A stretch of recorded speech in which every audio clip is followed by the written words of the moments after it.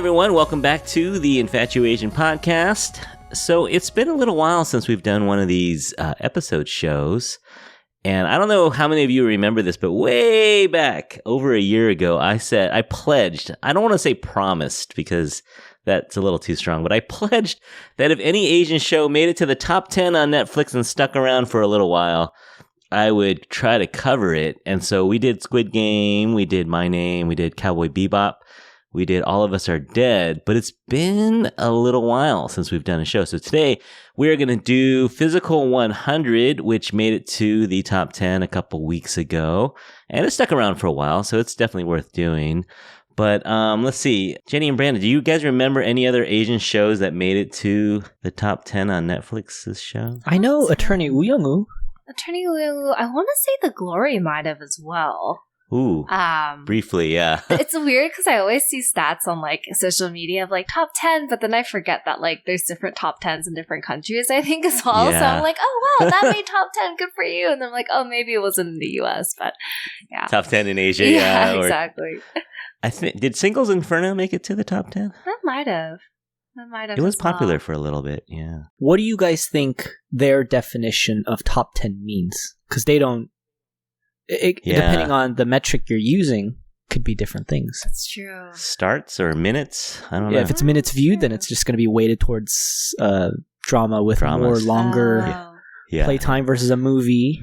Is it how many active viewers there were in that period watching that title? Yeah, that's true. Very technical questions.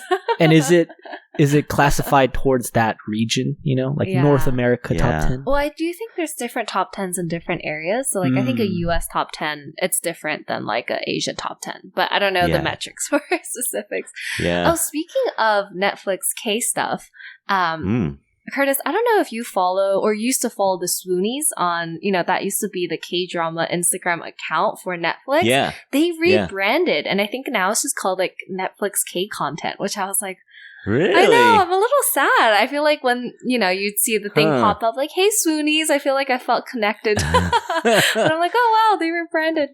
They branded it, huh? Yeah.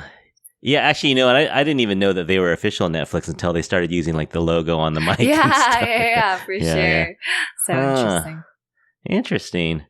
All right. Well, hey, everyone out there, you should recognize the voices that you hear. It is none other than two of the hosts from one of my favorite K-drama podcasts. It is Jenny and Brandon from the Pocha Playlist. Welcome back, guys. Woo! How you doing? Hello. Thank you so much for inviting us again. Yes, it was so fun to record last time, so I'm glad to be back. What was last time? It was the draft. The draft. We did yeah. Was that in August? And that was October. Yeah. Oh, it's been a minute. Yeah. It's been a minute. Yeah. How have you been, Curtis? Been okay. Yeah, we're getting by. The school year, the fall is all anticipation. And then when you hit February, you have a bunch of holidays, right? But then once March hits, you just stumble towards spring break. And then, you kind of, June feels like a long way away when you're teaching. That's true. When is the end of the school year? I don't even remember. I've been out for a while. It's like early June. Us. Yeah. Wow. So 3 more months. How about you guys? What have you been up to? Good. We've been reviewing and watching a lot of K-dramas as per our podcast title. We're currently watching Crash Course in Romance. It's the finale week. It is the finale week, although I don't know when this episode specifically comes out, but I think it would have been just completed recently, if anything. But have you checked that one out, Curtis? I have not. I've seen some chatter on Instagram, and some people were saying that it just kind of doesn't know what it's trying to be. Like it's trying to do too much or too little. I don't know. Yeah, we have a lot of thoughts on that and do agree with that. So, I mean, a plug for our podcast, but if anyone's watching Crash Course in Romance and want to vent to us, yeah, but that drama is ending. And I think the next drama we'll pick up is The Glory Part 2. Are you watching that at all, Curtis? Yeah. Actually, I am on that. So that's March 10th. Next Friday. This episode that we're doing right now should be, next week. So it should be around that time. So are they going to do it all at once, or are they going to do week to week on that one? Probably all at once. Yeah, we've heard all at once. And then I think it's just the other half of that drama. So I'm very excited because we're gonna review The Glory Part 1 on our Patreon because it came out like a little whiles ago, but it is so good. It's amazing. It's so intense, but it's so fun to watch. Really intense.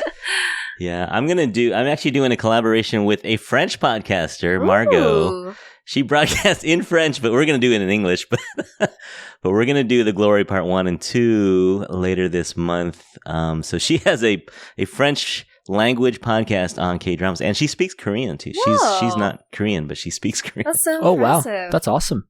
Wow, that's great. So, we'll listen to your guys' thoughts when that comes out as well. Yeah, all you French listeners out there. Margot, K-dramas with Margot on Spotify. That's so cool. Good for you guys. It's very cool. Yeah, I don't understand her drama, but I don't understand her. I don't understand French, but we chat on Instagram. You know how that works, right? You kind of comment on each other's posts, and you become friends, right? Yeah, for sure. So that's kind of what we did. That's cool. All right. Well, you guys ready to get into this? Let's do it.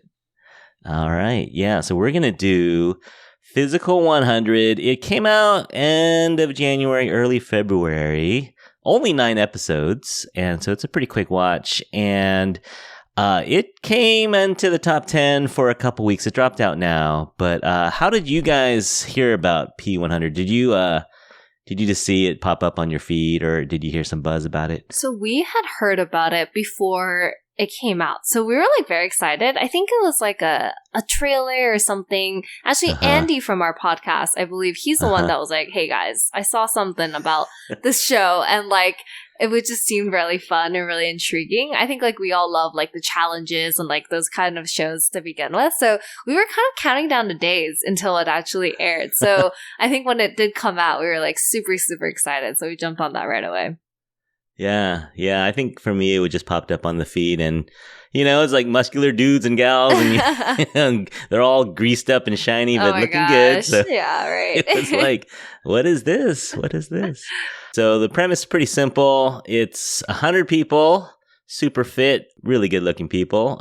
97, am I right on this? 97 Koreans, I think, and 3 expats. I think so, yeah. I think the expats were Florian, Nippert, and then Miracle. Yeah. So they all knew a little Korean, which was kind of cool. So they compete in physical challenges, and the losers go home, and they have to dramatically smash their porcelain, or they plaster molds of their torso, which is kind of strange. I thought that was a little strange. I was watching like a behind the scenes thing that was on the Netflix channel, and I think it was Ultim, I think she's the fitness influencer gal. The guy who also was on a Singles Infernal, and then one of the other people, I forget what his thing was, but they were saying like it took a very long time actually for them to form all the busts. So like, everyone initially is like trying to flex as hard as they can to get the maximum abs like on that bust. But they're saying like after a while they're just so tired because they're just like, it's been like, I don't know, however long, and they're just like, I can't flex anymore. It's just like those plaster molds, right? Like prosthetics. Yeah. I think it's took a while. So funny. Well, Curtis, you dropped, or you just explained the premise of the show, but Jenny and I were trying to figure out what exactly they're trying to prove through the challenges. Yeah. So you're the last one standing, and I think we finished it, and we know who won. So what are they trying to say about that winner? Like his or her physique is the optimal? They kind of. Yeah, they would say that a little bit. Once in a while, they'd throw the tagline, the ultimate in human body achievement or something like that. That's what I don't get. Yeah. But yeah, then the challenges weren't always strength, and they weren't always fitness. They kind of, I wasn't sure either at the end of it all. I think it's tough also when you just read the name Physical 100 and you say it's the 100 best looking physique people. Some people might just assume it's just aesthetics, purely aesthetics, who has the best looking body. True. But I don't think that was the case either. No, I think on the Wikipedia, and I don't know if Wikipedia is to be trusted in this scenario, but it says the show's premise is to find the ideal human physique based on many tests of performance. And then if you click on human physique, the Netflix definition of that, the Wikipedia definition of that is body shape. So the best body shape for multiple types of performance, I guess. I don't know. I don't know. Well, let me go ahead and throw out the spoiler alert because I know I'm going to ruin it for everybody. If you haven't watched this show yet, I'm going to throw this out there. We're going to ruin it for you. So go away, come back, watch the show, come back when you're done, and then listen to our commentary on it. But so the actual winner of it was not the biggest dude. Definitely not the biggest dude. Yeah. And a lot of the challenges that he won were kind of these cardio. He was a CrossFitter guy, so he had good cardio and kind of saved him a couple times, I think. I think he was an Olympic snowboarder, which we watched the finale with some friends, and they're like, oh, snowboarding can't be that tough. I'm like, dude, snowboarding's really tough. Just try walking in snow alone. It's super tough. Long runs, leg strength. You're battling through the lactic acid buildup. And then he also does CrossFit, so it made sense to me that he was able to push through some of these challenges. Yeah, for sure. Yeah, I agree. All right, well, overall, let's just take the 10,000-foot view of the show. Did you enjoy the show? I think it was a very entertaining show. I think if you forget the premise of the show, it's a lot more enjoyable. I think my biggest thing the whole time, I was just like, wait, why are they doing this if that's the end goal is to find, the individual human physique for whatever. I was like, this is fun. I loved watching the challenges. Obviously the way it's shot, I feel like with these Korean shows, it's always super entertaining with the multiple, different angle, replay everyone's reaction. It's a fun time. But I think, it was good to watch, but the premise thing just kind of threw me off. How about you, Brandon? I think I'm in the same boat, and maybe it was just a mindset thing, but if this show just picked a side, is it just for funsies? I would have watched it more lightheartedly. Yeah. Didn't try to poke holes into everything. But also, if they're trying to say the winner of this proves this, then I'm then you're running a test, and every single person should be doing the same test. Yeah. And then you get to pick and choose the challenges, and then it's this whole scenario you've created kind of falls apart. Yeah. Not very scientific method here. I mean. Right. Because it wasn't equal. Not everyone did the exact same thing. Exactly. Right. Yeah. Because, if you ever watch a CrossFit competition where they have to do 100 pull-ups. I do. And then, yeah. And so that's pure physical lungs and muscles, It's just pure physics. But then this had some kind of Survivor-ish elements to it, challenges where you just had to suffer. There's also just strategy involved, which strategy we'll get into. And teams. Yeah, well, also, it's a little different. Also skills, I think, came into play. There are some challenges where I feel the person's ability to do that specific move, which probably is honed from the repeat, them repeating that move over and over again in their daily life. It just helped them win certain challenges. But it's is that then a quote unquote fair? I don't know. Would you have preferred the strong man holding the boulder or the ranger not being able to hold the rope for a long time? Do you think they should have been disqualified from those challenges and they have to do another one? I don't think it should have been disqualified. Not disqualified, but they cannot choose that one. They had a clear edge. I don't know. I think I'll save it for maybe what I would want in season 2, but I feel I don't think anyone should be taken away from a challenge that they can do well, but I think it should be more overall scoring instead of elimination, It's just because you can do this one thing well doesn't mean you should be the only person that moves on from that. Is my opinion. Oh, so more like a decathlon where everyone does every event. Yeah, that'd be good. And they get a score. Yeah, and then you take an average of these people excelled in 99% of the challenges, but can't do that one challenge because of X reason. Why are they now eliminated because that one challenge they couldn't do came third? That's they exposed them. Yeah. That way would be really good explanation for the winner. It's this person with this background did all of these tests, failed the least number of them. Exactly. Yeah. I would have liked something like that more. But, it was still fun. I think, overall, really great show. Really enjoyed it. Yeah. But just some things. I agree. Don't think too hard. Don't get too into it. Don't put money on it. Right? Exactly. Exactly. I was thinking, just enjoy it. All the people complaining about the format of the show are nowhere near as fit as these people, and we're like, well, they should have done that, and they should have done this while we're on our couch just watching them eating food and stuff.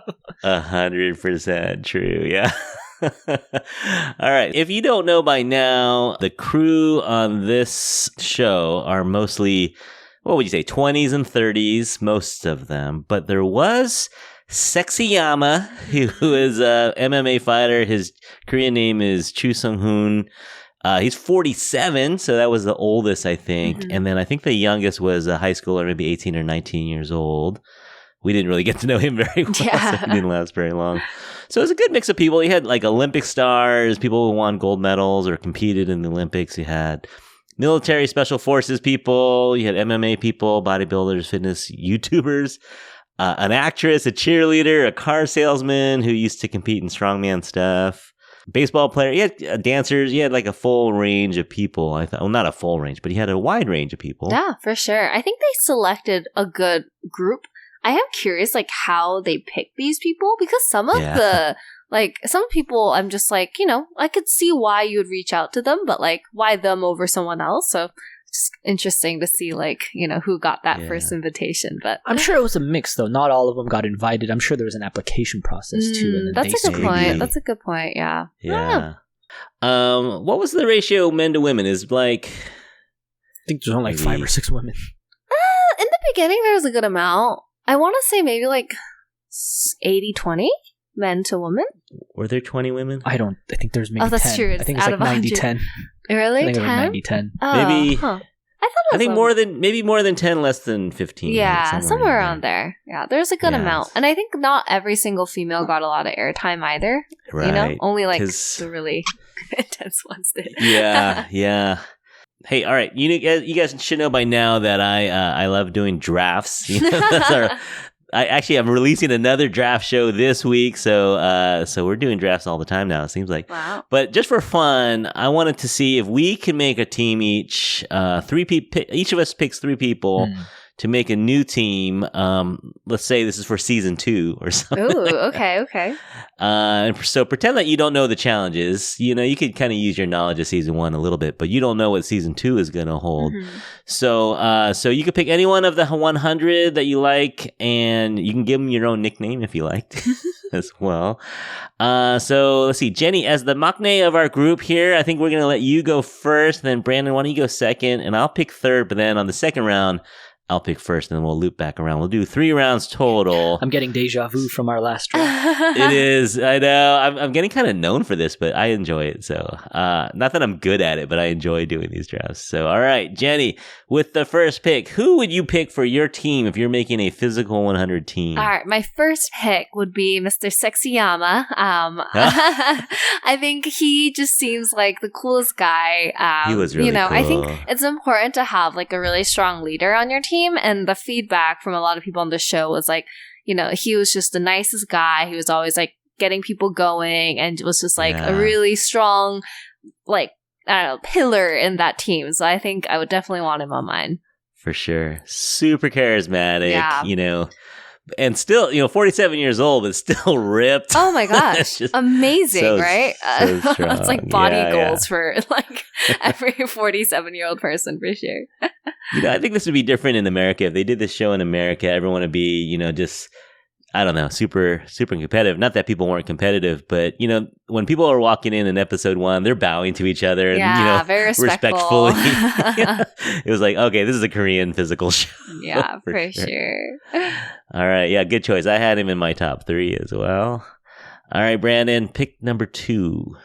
I guess for my first pick, I just want a pillar for my team. And since it's like physical 100, strength has to go into it. So I think I would just have to lean towards the strongman. Ooh, I think his Korean name is Cho Jin-young. Yeah.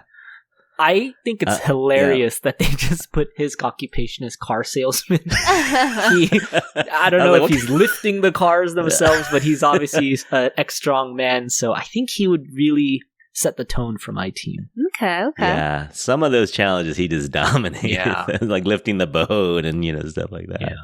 Yeah, he's a mountain. Yeah, he's a beast. All right, so I get third and fourth pick. So I got to think who I want to get because I'm not going to pick until the last pick. So. All right. Well, I'm going to go with everyone's favorite guy that they thought would win, who didn't win, But I'm going with Sung Bin, the skeleton, the gold medalist in the skeleton. That dude has muscles for days. I think his cardio let him down a little bit, but but he seemed like a very chill leader. He wasn't super aggressive, but he was physical as heck. And when he did that mat jump, did you guys see that interlude? Oh my gosh, doing so cool! The vertical jump, so smooth. Yeah. So he does a lot of variety shows. I saw him. Oh really? A while ago. He came out on Running Man. They did the Korean variety show. They brought out some of the Olympians, and he was there, and they made him do the vertical test jump there too. So people knew his hops. So I think when they brought this challenge out again, they all knew he was going to take it. Yeah. No, he's pretty good. I think you want, like you said, you want a pillar on your team. You want someone who's gonna be able to hold some things up and have some muscles there. So so I'm gonna take him as the third pick. Then with the fourth pick, there's a lot of options here. We have 94, 96. Yeah. All right. Well, I'm gonna go with the runner-up. He's the cyclist, Heyman, Jung Heyman. He was the cyclist. He was actually surprisingly well-rounded. He had good cardio, obviously, from cycling, leg muscles. The one thing that let him down was hand strength. I think he didn't have a lot of hand strength. But all the other challenges up to that point, he did really well on. So I think with those two guys, I think I'm going to be pretty solid on any of the strength things. So I think we're doing pretty good with those two. You basically have the two runner-up on the the boulder pushing challenge. Oh, yeah. The boulder push, yeah. Yeah, that one was, that was tough. All right, back to Brandon.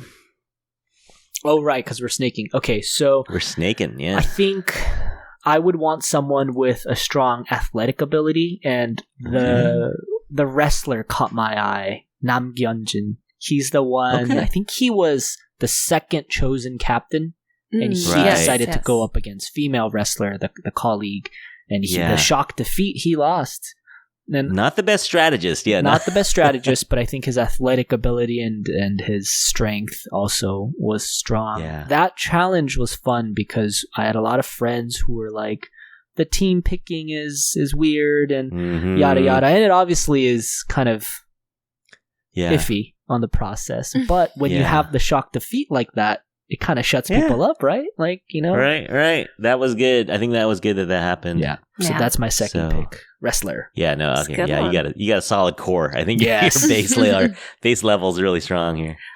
All right, back to Jenny. I feel like you guys have been very strategic about your pickings, and I'm like, I really like Sexyama. I'm gonna pick him. And my next person, I was like, I really like female wrestler. I want her on my team too. So put her on, yeah. You can't say that. Female wrestler in Akiyama would be a really solid team. Yeah, for sure. Yeah. But I feel like I'm not really thinking about their specific abilities. I'm just like, he's cool, and I love her. They're cool. But yeah, I want her on my team. I think she's the one that left the biggest impact on me after watching the show. I followed her on Instagram right away. I'm trying to I don't know, I'm rooting for her to do well in her career. She is my gym inspo, so I want her on my team. Yeah, no, she's really cool. So you have a high character team between Sexyama and what's her name, Yunsil. I think you're doing really well. Let's say this: we know whose team would get the most airtime. So far. It's Jenny's team is getting the most. For sure. Is it me again? Are we doing? It's back to you. All right. You get the third pick. Well, to keep with my, no great reason, but really the character picks, I want my boy Farmer. Do you guys remember? He's the one that went against the Singles Inferno guy during the wrestling challenge.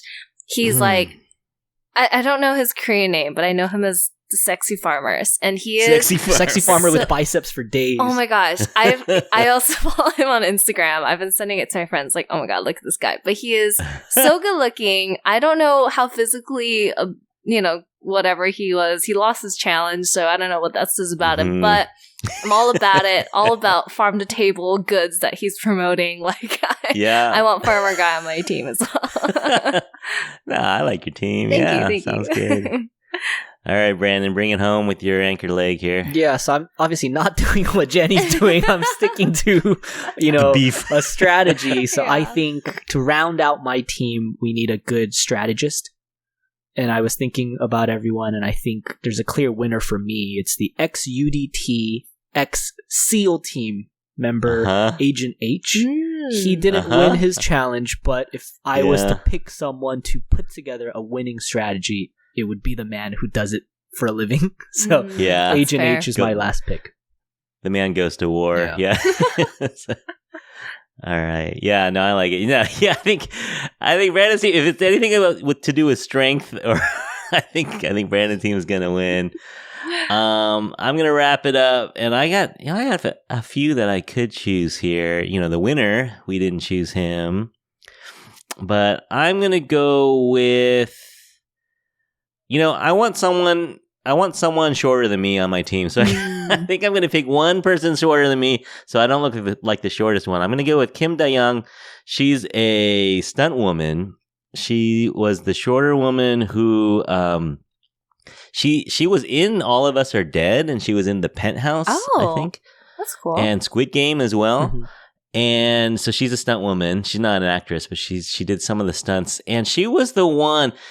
I don't know if you remember when they had to choose their opponents after the hanging challenge, she got chosen by a guy. Like there was a guy who chose her, and she was like, "What, really? Yeah. This is, you're gonna pick a woman?"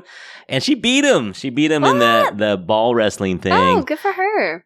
And she was the one who built the bridge. So when they had that challenge, she had a lot of the big guys on her team, but she was the one who built the bridge, and she did a really good job with it.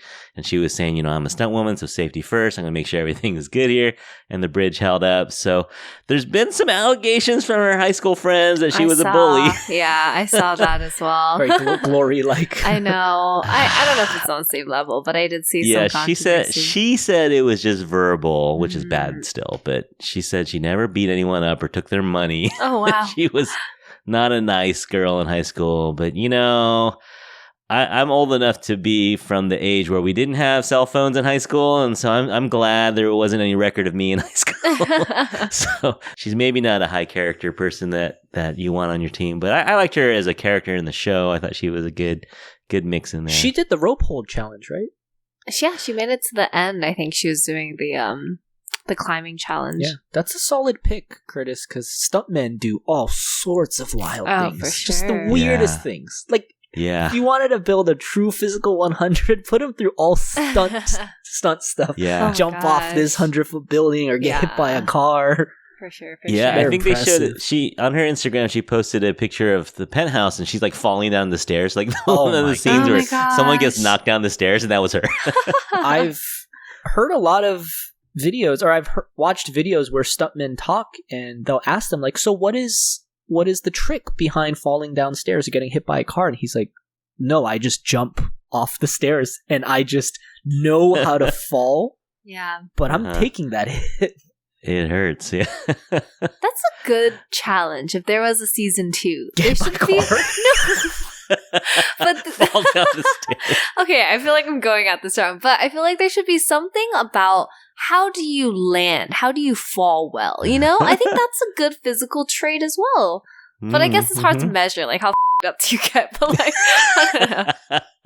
So the other one I was thinking was the Shin Udum, the one you talked about. She's a YouTuber. She blew up, I think, because of this show. She was the one who was holding the rope with that pose. Yeah. That was the iconic Stone-faced, pose. just holding it. Resilient. She was good. In my notes here, I was either going to choose Strongman or Uttam. Jenny can confirm. I have it right here, but I had a few selections just because the last time we did the draft, I know some people's picks got stolen, so I was like very stressed, like I don't want to lose all my people. But she has character for she's just a character. She's really fun. I have known her before this show as well, because I've done her ab workout with videos on YouTube and stuff, and so when she showed up, I was like, oh my god, I remember her. She kills my abs every time I do one of her workouts. So she's got like 1 million something followers, so she's great. She's doing great. All right. Well, let's get into the show a little bit. And so thanks for doing the draft with me. I thought that was fun. I got my money on Brandon's team winning, but Jenny's team getting more airtime. So, well, you said something interesting. You said you wanted a team that's shorter than you. And so I was like, oh, are we also on that team as well? Oh, yeah. Heck yeah. If I'm on the team, then don't think that mine's winning. I have no athletic ability. Oh, man. No, we're competing. We're lifting boats. We're rolling rocks. Yeah, all that stuff. So good. I don't know how long I would last, but yeah. I just have beautiful people on my team that I can look at, so maybe that's why I picked mine. You'll have a great huddle. Yeah. Exactly.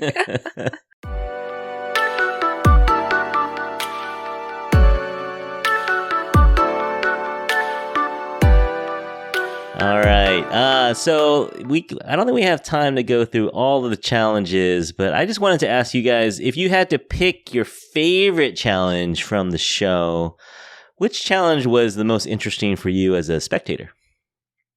Brandon, you want to go first on this one? Favorite challenge? I'm just trying to think through all of them. You know which one really caught my eye that was really unique was the bridge challenge. I think that was the second official challenge because the bar hang was like a pre-challenge. That one to me, and we spoke about the upset. Mm-hmm. You need a good strategy. You need to delegate everyone appropriately. You need to play to your strengths. I don't think any one person truly had the advantage there. You're testing...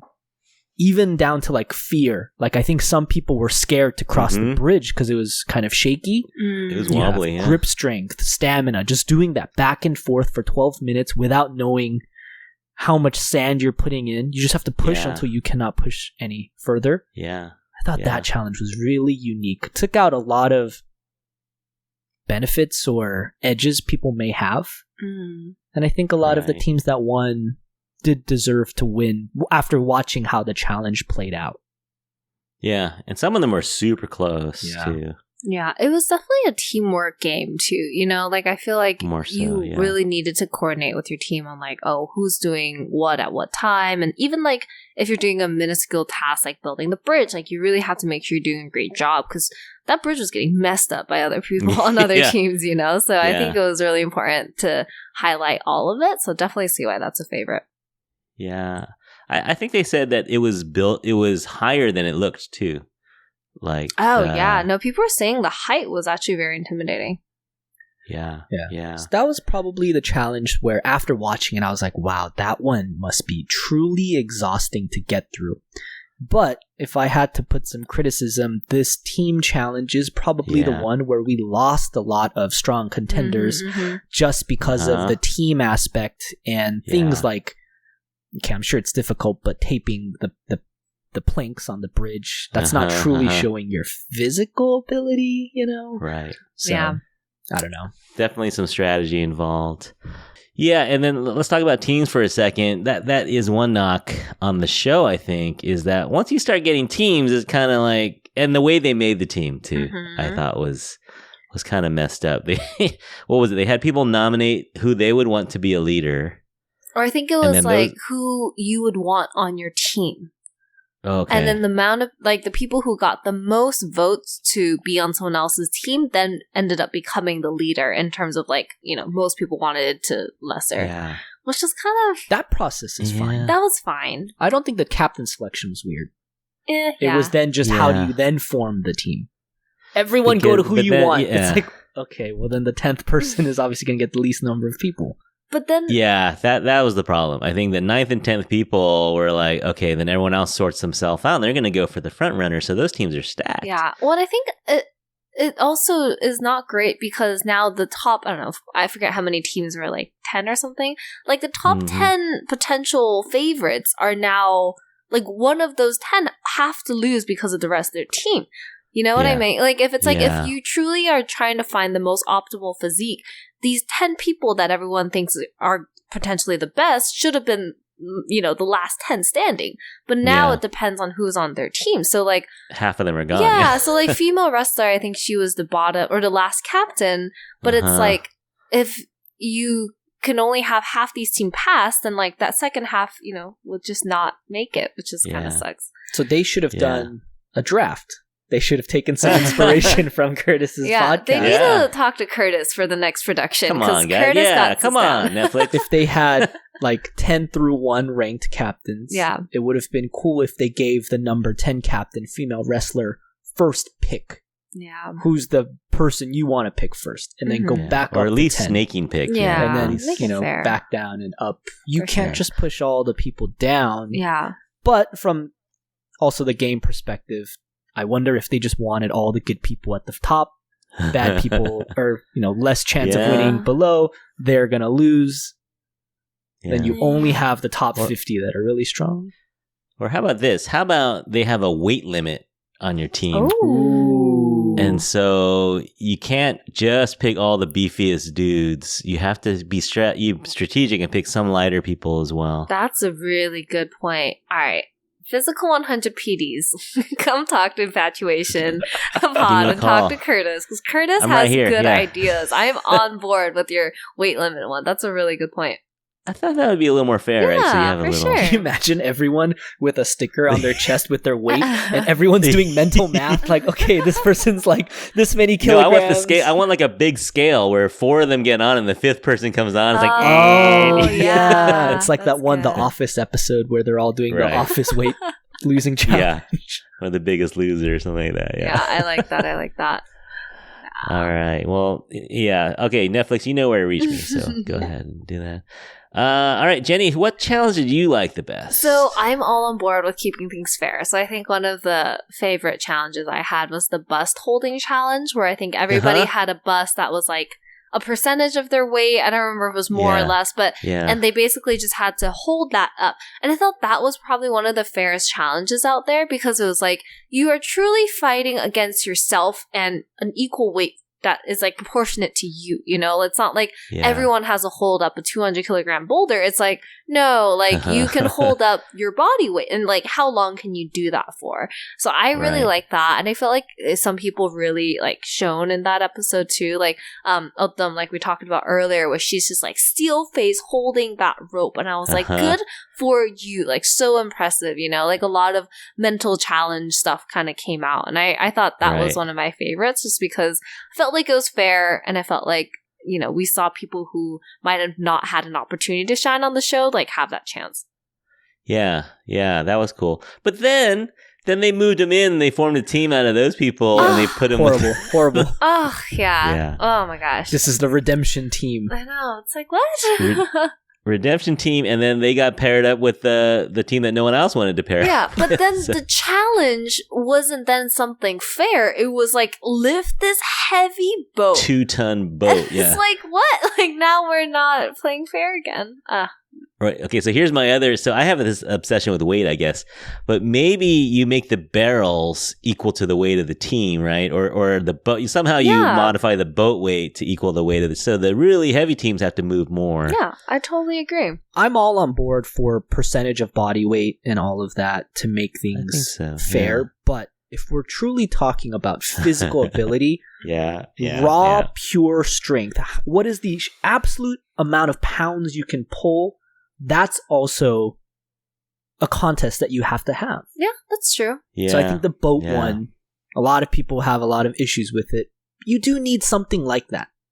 Yeah. Yeah. There was some strategy involved too, just doing the logs the right way and getting momentum and physics. Yeah, a lot of physics involved. I saw a whole breakdown article about how when you pull that boat up to the very top and you're kind of going against gravity and sliding it up, there is a pulley at the top, and so people are saying everyone should have been pulling on that pulley, because that cuts the weight in half or whatever it is. Yeah, well, it's the pulley, that's why elevators work, it's I don't know, it's a whole physics thing. But anyways, I'm sure someone online will explain it.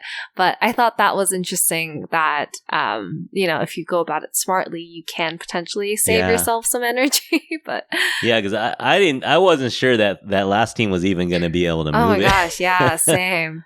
Yeah, it looked tough. But they did. Yeah, they did pretty well, and it was pretty close, 2 minutes. So I did like that challenge a lot. I thought that was a good challenge, actually. But, they only had a few minutes to actually get a strategy. But if you actually looked at it and could do a little physics and do a little did a little strategizing. That would Like have the been pulley is good. there for a reason. Use it. Yeah, exactly. Yeah. Exactly. I saw one strategy exactly. where one of the teams put all the barrels on one end Right. of the boat, Oh. and it was causing a counterweight. It was digging in, yeah. I think they put all the weight on the back, so when they were pulling from the front, it's dragging. Yeah. They're like spread Yeah. out the weight across.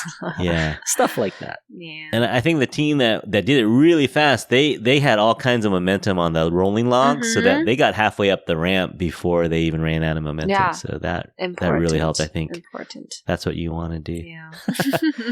All right. Yeah, not sure a lot of these CrossFitters and, Olympians were doing a lot of physics in high school. So. Well, you never know. What was your favorite, Curtis? Okay, so I have my favorite with a caveat. I like the Sisyphus boulder push. I thought that was a real test. Oh yeah. And that was the one that took out my skeleton runner guy. Because I think he made it look so easy at first, but I think he used himself up a little fast. Yeah. And the cyclist guy was using his lower body to kind of push it up using his body weight, whereas the skeleton guy was all arms. And yeah, he just had major lactic acid buildup, and he just couldn't do it. He was pushing from the top too, skeleton guy, versus cyclist was getting under the weight. Right. Yeah, so that's smart. But here's my caveat. What if, I don't know if this, so I would like everyone to do this, but what if you had it based on body weight a little bit? So the boulder is a little bit modified for some people that are lighter, because there's no way that someone small could do this challenge. Yeah. With the 200 kilogram, it was a really heavy boulder. Yeah, that's true. I do think some of these final challenges, they tried to make it fair, it seemed like, to do one is strongman, one is the boulder pushing, running, whatever. But it sucks because the finalists weren't all in even categories. So there was a lot of sacrificing, I'll do this challenge so that you can go on and all that kind of stuff. But yeah, I do think the body weight one would have made it more enticing to a bigger group of people. Right. Again, I think you need a mix of body weight and pure strength out of the I don't know what we're calling those batches of challenges. The body weight one for me should have been the boulder, because that poor gal couldn't even get the ball up. I know. Yeah. So that one may make sense for a body weight. And she might have just taken one for the team on that one, because everyone looked at the car dealer guy and were like, okay, no one's beating this guy. Yeah. It could have been the lightest thing for him to hold. That's true. But I just felt bad for her in that moment. Yeah, I was like, oh, that's so embarrassing. And she had she had to stand out there that whole time, and she just kept 2 hours. She was just standing, and now she was trying to lift it up again, and I was like, oh my god, I'm cringing a little bit. They even announced it. They're like, okay, so and so is eliminated, and she's still trying to lift it. I know. I was like, oh man. Yeah. All right, so then we narrow it down to the last 5 people. Out of those last ones, what did you think about those challenges? I have mixed feelings about it, to be quite honest. I would say I didn't love every challenge because it wasn't as fun to watch. I think it just got very simple. But at the same time, I do think it was probably the more fair challenges in a way, because, like we said earlier, sometimes the team challenges, some people get to go past and some good people will leave because of the rest of the team. So I do think it was more one-on-one, which was good, because at that point, at least, you needed to not have teams because you're down to your last 5 people. Right. But I don't know. It just the tile flipping one I thought was kind of boring. And that one did have a team element to it, so that was kind of weird. You're right, they did. And then I guess the final rope pulling challenge, I'm like, is this really how we're gonna end this show on? It's kind of lame. Yeah, we went from wrestling in a mud pit and lifting boats to pulling a rope. Oh man, okay, I guess, But I don't know. I feel like I probably sound like I'm just complaining about everything. It's what's going to make me happy, because that is truly a 1v1 sport. But I don't know. I thought it was going to be more cool at the very end. But the rope thing was just wow, this is just exhausting. I thought one of the challenges towards the end that may have been, in my opinion, a really good gauge on physical ability was the chase the tail running. It's like, you want to test how physically fit someone is, run until you can no longer run. Yeah. Period. Yeah. And the person behind you catches you, you're out. And that was impressive. They ran so... I haven't been in school for a while, but we all had to run laps. What is it, like 4 or 5 lawn laps is a mile? Yeah. They did like double-digit laps. Yeah, so tiring. That was pretty impressive for me. Yeah, so the CrossFitter did well on both of those. He did that one and then the triangle shuttle run where he had to ring the bell. Yes. He did really well on both of those, whereas the bigger dudes struggled on those. I don't know why they did it like that. Just make them run sprints. Yeah. Just run back and forth and pressing a button. Or run a 2-mile race. Yeah, it got kind of gimmicky. Just sprint. Yeah. 40. Let's just do repeated 40-yard dashes until there's a winner. That's true. That's true. I agree with you, though. I think I wanted the last challenge to be more dimensional, like something that used your brain and had cardio, but also had some physical strength. Kind of like a bridge building thing, but by yourself. Or something. Just like make it entertaining a little bit more. I felt like, because like essentially you're just watching 2 people pull a rope for like, I think, how long did it take them? Like 30 minutes or something? Like, and I know like the editing, made it exciting, but like if you boil it down, you're just like, wow, is this really what we're watching? Yeah.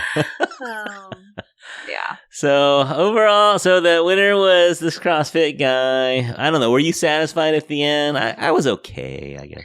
I was happy for him at the moment. I was really shocked, to be honest, that he was the winner. And we'll get into the controversy a little bit later. But I think in the moment, I was like, okay, like, good for you, guy. Like, you did well. You seem like you're an athletic guy. Like, if this is truly the physique that is the best for all physical challenges, like, good for you, But I will say I was surprised by it, though. Like, if you told me in the beginning of the show that this person was going to win, I would be like, who are you talking about again?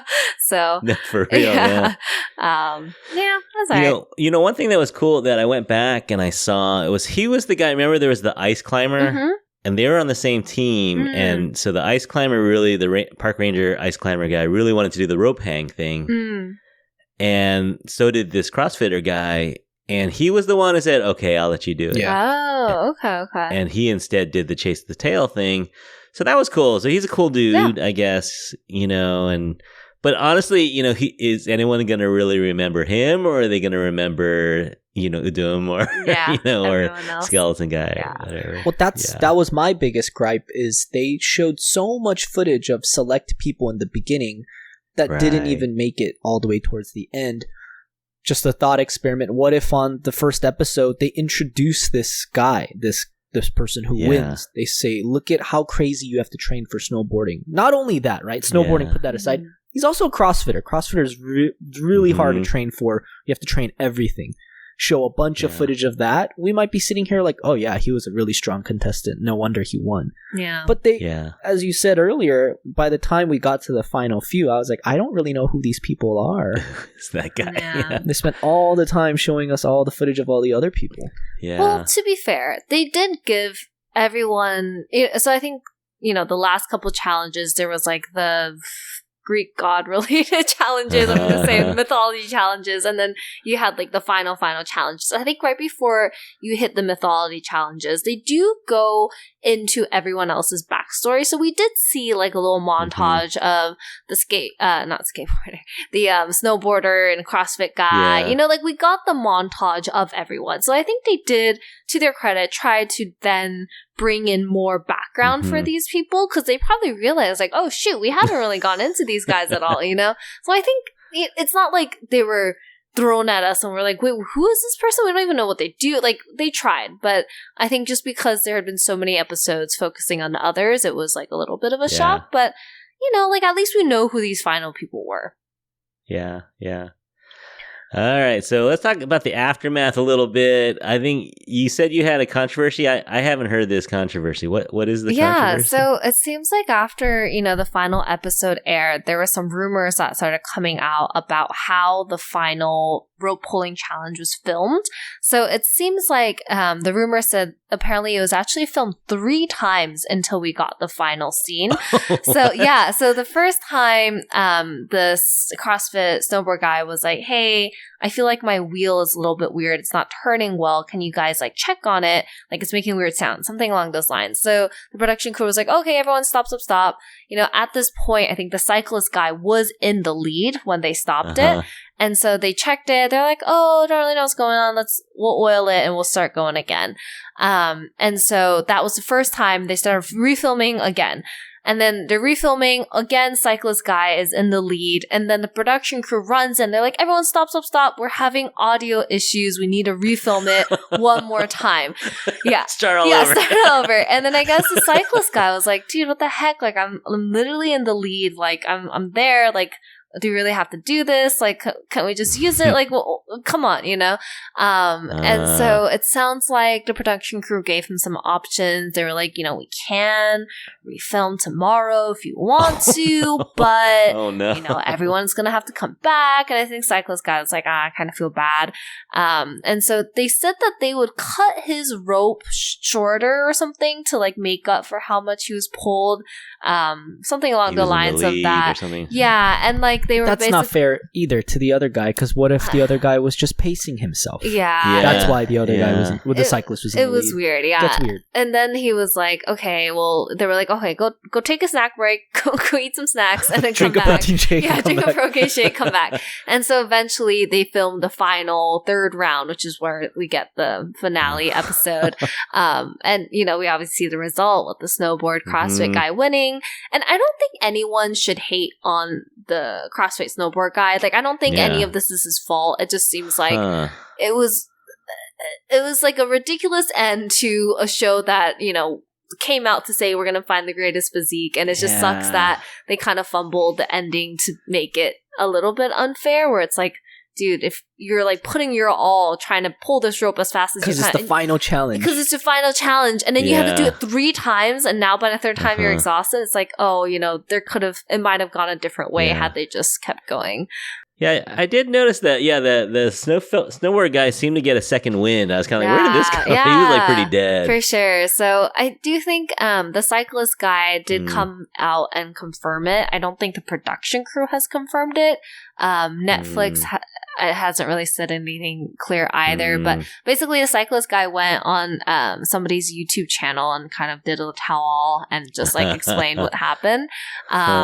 So that's a controversy I know about. I know there's some bullying controversy as well that we talked about earlier, potentially with some of these people. That one is horrible, but when you have all of these people come out on a show, you can't vet all the contestants. Oh, yeah. Stuff's gonna come out, so I don't think that's really reflective of Physical 100 as a show. Yeah, for sure. Makes sense. Yeah, but I think this filming 3 times one was a controversy, but I don't think anyone's saying the show was, was changed around to make this person win. I don't think rigged. Yeah, I don't think anyone's saying it's rigged necessarily. I think there's poorly critique on the management of this final challenge. I see that. Yeah, it's unfortunate. Yeah, and I think one of the producers, came out and kind of said something like, oh, the truth will come out and, don't listen to the lies, something along those lines. So it's a little dicey, but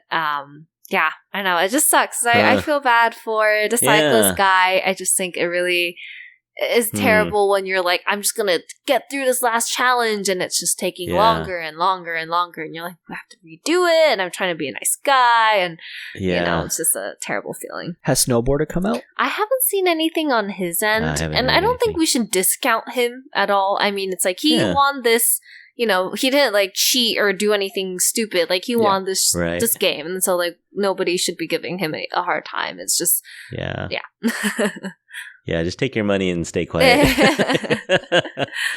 So he won 300 million won, which is $230,000 US. I think a lot of the YouTubers and influencers got a big boost from the show. Oh, I think they're all blowing up a little bit. Yeah, and good for them. I think, Brandon, you're telling me, but I think a lot of female contestants did like a cover shoot in a magazine. For W Korea. They're all just getting a lot of limelight, which is good. I feel like the people who are typically on YouTube, a lot of the UDT people like Jangjae, Autumn, they all know, they're like media trained. They know how to create content. So they're kind of putting themselves out there, and it's really fun. I hope all of them, though, get their fair share of shine from the show. Overall, I think I recommend it. I mean, I think maybe this making things a little bit wonky gets us talking about it, it gets people talking about it the next day. That's true. And make podcasts about it. So, good job, Netflix. You got us. We made a podcast for you. But I think we should watch it. I think you should watch it out there if you're interested. And like Brandon said, it's not just for gym rats and not just for bros. Yeah. It is just an entertaining show. Hey, all right. I think that's it for this episode. Brandon and Jenny, thanks so much for coming along. Give me some of your time on a Saturday. Sort of good weather today. No, you always got us. I forget that we're all in the Bay Area. It was supposed to rain, but I'm glad the sun's out. And we enjoy doing this. Yeah. It's always fun to chat with you, Curtis. What we do need to do, Jenny, is have Curtis on a Pocha Playlist episode. We just need to figure out what the right one to do is. Yeah, definitely. Oh man, you're going to give me homework though. I'm going to have to watch 4 episodes a week. Yeah. I feel like this is our 3rd episode. I don't know if you heard our Valentine's ones, but you guys were stars on the Valentine's one, and that went well. Definitely. I think people liked your answers. Very reasonable answers. I don't even remember what I said. I should go back and listen to it. Go listen to it. Yeah, no, you were good on it. But yeah, so everyone out there, go give Pocha Playlist a listen if you like K-dramas, and even if you don't love K-dramas or aren't watching that particular episode, they have some good chatter. So go listen to them. 3rd member Andy is not here today, but they have a lot of fun shows, and they drop it on Thursdays, sometimes Fridays. Yes. Mostly Thursdays. We try to do the Mostly Thursdays. Yeah, but super, super fun show listening to K-drama stuff. And for them, you can follow them on their social media as well, at Pocha Playlist on Instagram, TikTok, Twitter, Facebook. What else you got? That's it. Yeah, you got it. Got it all. Yeah, you guys have do you split up the tasks? Like, is one person Instagram, one person does TikTok? Jenny does mostly all social media. Of it. I think sometimes Brandon's on Instagram and Twitter as well. But we try to be as active as we can. We also have a Discord group for people who want to join that. I think that's really fun. A lot of people, I feel like, don't have that many people in their real lives to talk about K-dramas and stuff, so they like our Discord because we're always chatting about the latest K news, K-pop. We have like a little BTS channel too for any armies out there. So it's a good time, but it's also a Pocha Playlist, so you can find us on Discord. Yeah, so go find that. Go find them anywhere you do your social media. And thanks so much for listening to us. This is the Infatuasian Podcast, and you can write to us at infatuasianpodcast@gmail.com. And you can follow us on Instagram or Facebook at the Infatuasian Podcast. And so thanks again to my guest, and we will talk to you guys again soon. So until we do, we'll talk to you soon. Bye. Bye. Bye.